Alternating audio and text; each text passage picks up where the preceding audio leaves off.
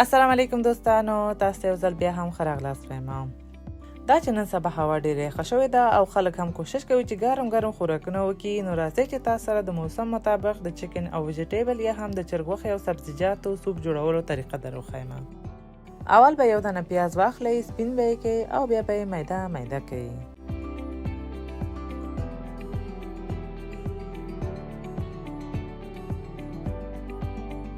ورپسې به یو دیګ په منقل کې کېږدئ، تقریبا 4 قاشقې غوړي به پکې واچوئ او پرېږدئ چې غوړي لږ ګرم شي. بیا به دا میده شوی پیاز پکې ور اضافه کړئ، لږ به یې سره کړئ، ډېر سره کولو ته اړتیا نشته ځکه چې د سوپ دپاره 2 دقیقې کافي دي. ورپسې به 300 ګرام د چرګ غوښه هم پکې واچوئ. البته پروا نه کوي چې د چرګ د غوښې هره برخه چې اچوئ. ما سره کور کې همدا د چرګ د سینې غوښه وه، نو همدا مې پکې واچوله. که چیرې تا سره هډوکو والا غوښه وي، کولی شئ هغه هم پکې واچوئ او وروسته به یې هډوکي ترې لرې کړئ. غوښه مو چې لږه سره کړله، بیا دغه ویجیټیبل براټ نه هم پکې یوه دانه واچوئ او تقریبا 1.5 لیټر ګرمې اوبه هم پکې واچوئ. که اوبه کمې وي نو کولی شئ وروسته دوباره هم پکې لږ ور اضافه کړئ. بیا به یوه غټه قاشقه یا هم د ضرورت په اندازه مالګه او یوه وړه قاشقه کورکمن هم پکې واچوئ. بیا به دیګ وښوروئ، سر به یې بند کړئ او تقریبا 10 دقیقو دپاره به یې وخوټوئ. تر څو چې غوښه لږه نرمیږي نو یوه دانه ګازره به واخلئ، سپین به یې کړئ او بیا به یې په دغه رقم وړه او 4 کونجې میده کړئ.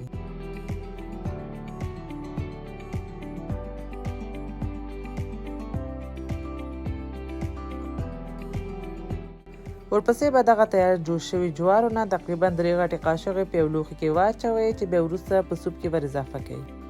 غوښه مو چې تقریبا 10 دقیقو دپاره جوش کړ، بیا به ګازرې، جوار او لږ سرکه هم پکې ور ګډ کړئ او بیا به یې تر هغه جوش کړئ چې غوښه نرمه شي. دا چې د چرګې غوښه زر نرمیږي نو تقریبا 8 نه تر 10 دقیقې نور به وخت ونیسي چې دا غوښه ښه صحیح نرمه شي. بیا به دا غوښه یو لوښي کې وباسئ. دا غوښه به یا یو پنجې سره او یا هم لاس سره اوس ریشه کړئ او ترڅنګ به یې نیم دانه دولمه مرچ هم په هماغه شان مو چې ګازرې میده کړې وې په هماغه اندازه یې میده کړئ.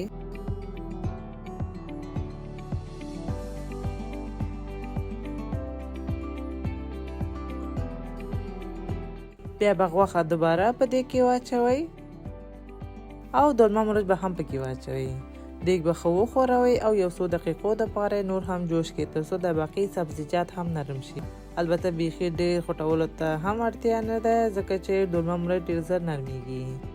پسې به کارنفلر نه 3 غټې قاشقې په یو کاسه کې واچوئ او لږ اوبه به هم پکې ور اضافه کړئ او ښه به یې سره حل کړئ. بیا به د حل شوي کارنفلر لږ په دیګ کې واچوئ او په عین وخت کې بل لاس سره دیګ وښوروئ تر څو غوټې پکې جوړې نه شي.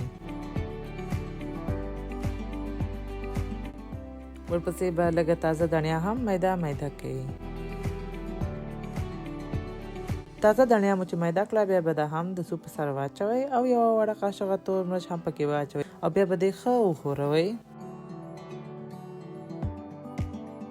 بیا به یوه دانه هګۍ په یو لوښي کې واچوئ او لږ به یې سره مکس کړئ. زما د هګۍ زیړ ډېر نه خوښېږي ځکه چې ترې جدا کومه. که چیرې ستاسو خوښېږي کولی شئ زیړ سره یې واچوئ. هګۍ مو چې هم د سوپ په سر واچوله نو زر به یې وښوروئ تر څو دغسې ریشه شي. لږ به یې نور وښوروئ، بیا به مو سوپ تیار شي. منقل به ګل کړئ او دیګ به ترې لرې کړئ. بیا به سوپ د خپلې خوښې یو لوښي کې واچوئ. د زینت دپاره او یا هم که چیرې ستاسو زما په شان سوپ لږ تریخ وخیږي نو کولی شئ دغه مخلوط ورته جوړ کړئ چې یو لوښي کې یوه وړه قاشقه د سره مرچکو پوډر، لږه میده شوی سور مرچ او لږ سرکه واچوئ او بیا ښه سره ګډ کړئ. بیا به لږ سویا ساس هم د سوپ په سر واچوئ. د خپلې خوښې په اندازه د مرچکو مخلوط نه هم په سر یې واچوئ. نو بیا به دا مزهداره سوپ تیار شي. اوس نه کولی شئ ګرم نوشیجان کړئ. دوستانو هیله لرم چې د نن ورځې ویډیو مو هم خوښ شوی وي. خپل نظر را سره په کامنټ کې او یا هم زما په انستګرام را سره شریک کړئ.